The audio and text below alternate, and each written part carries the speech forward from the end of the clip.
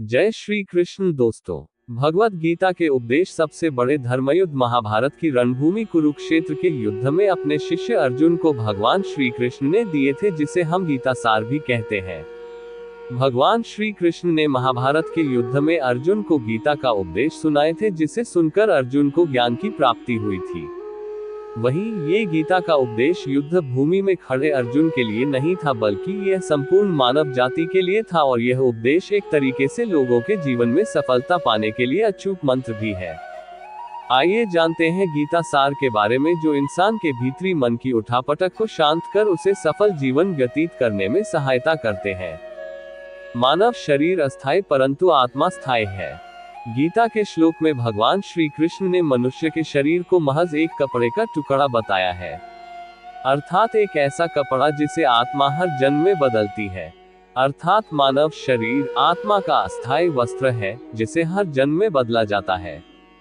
इसका आशय यह है कि हमें शरीर से नहीं, उसकी आत्मा से व्यक्ति की पहचान करनी चाहिए।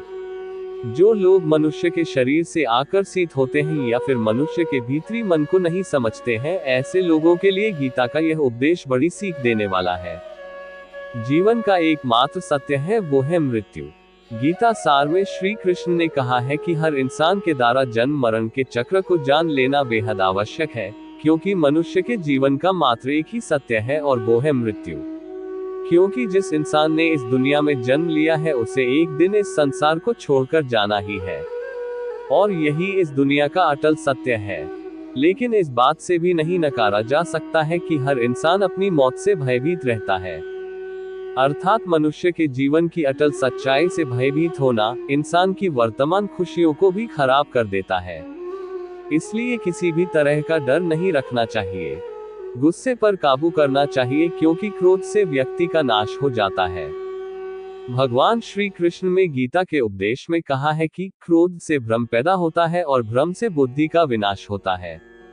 वहीं जब बुद्धि काम नहीं करती है, तब तर्क नष्ट हो जाता है और व्यक्ति का नाश हो जाता है। इस तरह हर व्यक्ति को अपने गुस्से पर काबू करना चाहिए, क्योंकि क्रोध भी भ्रम पैदा करता है।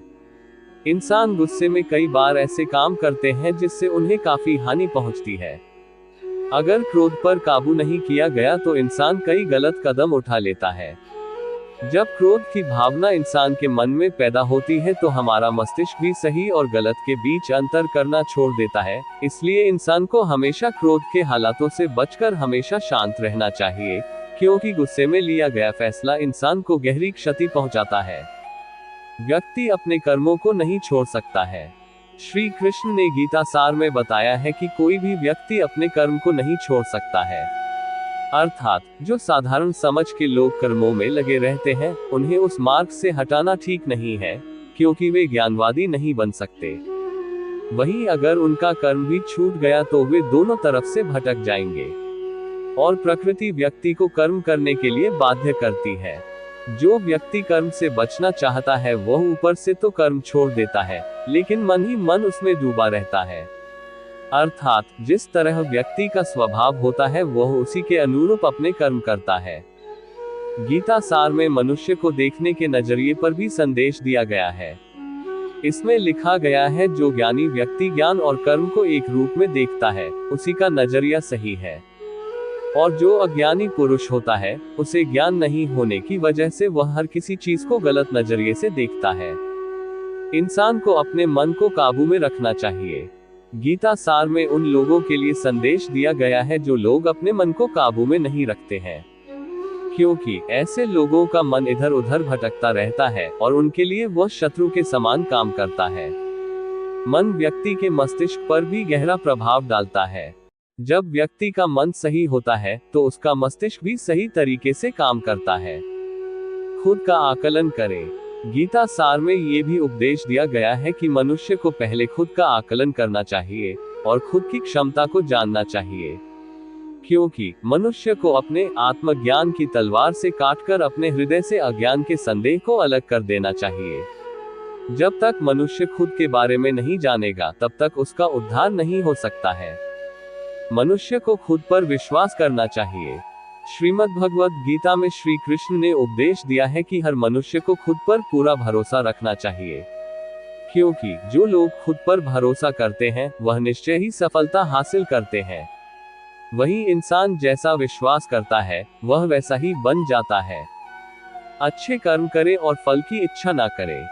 जो लोग कर्म नहीं करते और पहले से ही परिणाम के बारे में सोचते हैं, ऐसे लोगों के लिए गीता सार का यह उपदेश बड़ी सीख देने वाला है। इसमें श्री कृष्ण ने कहा है कि इंसान को अपने अच्छे कर्म करते रहना चाहिए और यह नहीं सोचना चाहिए कि इसका क्या परिणाम होगा, क्योंकि कर्म का फल हर इंसान को मिलता है।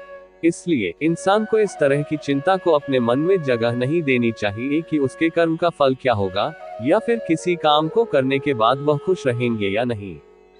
अर्थात कर्म करने के दौरान इंसान को इसके परिणाम के बारे में बिल्कुल भी चिंता नहीं करना चाहिए और किसी भी काम को चिंता मुक्त होकर शुरू करना चाहिए।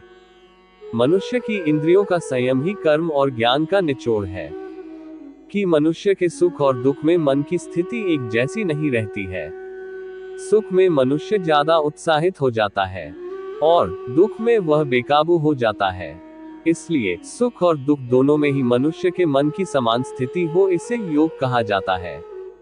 जब मनुष्य सभी सांसारिक इच्छाओं का त्याग करके बिना फल की इच्छा के कोई काम करता है तो उस समय वह मनुष्य योग में स्थित कहलाता है। और जो मनुष्य मन को वश में कर लेता है उसका मन ही उसका सबसे अच्छा मित्र बन जाता है। लेकिन जो मनुष्य अपने मन को वश में नहीं कर पाता है उसके लिए मन ही उसका सबसे बड़ा दुश्मन बन जाता है। जो मनुष्य अपने अशांत मन को वश में कर लेते हैं उनको परमात्मा की प्राप्ति होती है और जिस मनुष्य को ज्ञान की प्राप्ति हो जाती है उसके लिए सुख दुख, सर्दी गर्मी और मान अपमान सब एक समान हो जाते हैं।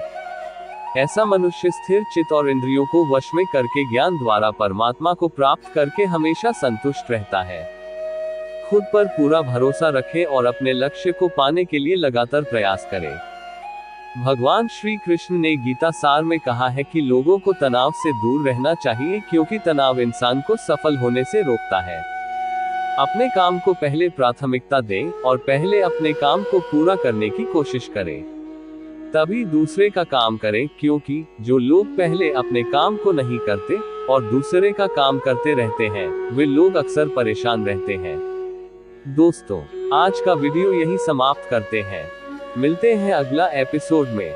अगर आपको ये वीडियो जरा सा भी पसंद आया हो तो कमेंट बॉक्स में जय श्री कृष्ण लिख दीजिएगा। नमस्कार।